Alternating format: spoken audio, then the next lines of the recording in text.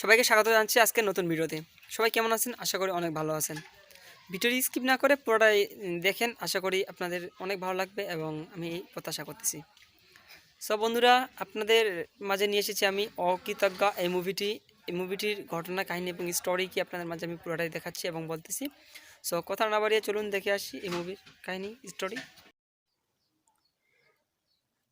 এই মুভির প্রধান চরিত্রে অভিনয় করেছেন ফেরদৌস এবং রঞ্জিত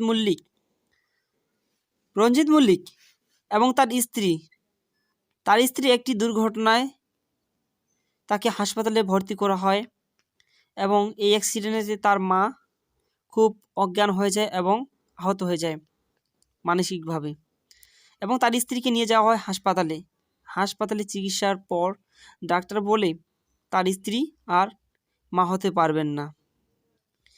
তারপরে তার দুইটা দেবরকে এবং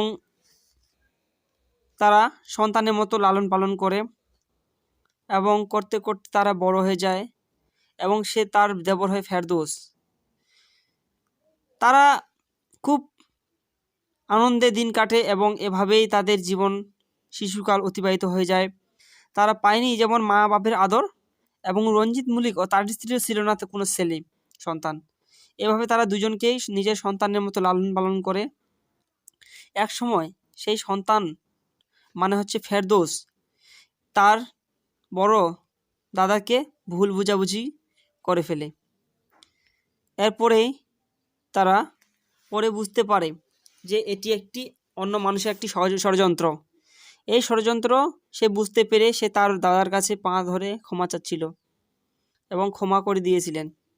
তারপর থেকে শুরু হলো তাদের একটি সুখী পরিবার এবং সুখে শান্তিতে তারা দিন কাটতে শুরু করলো। এবং তার ভুল বুঝির একটি কারণ ছিল তার একটি মেয়ে।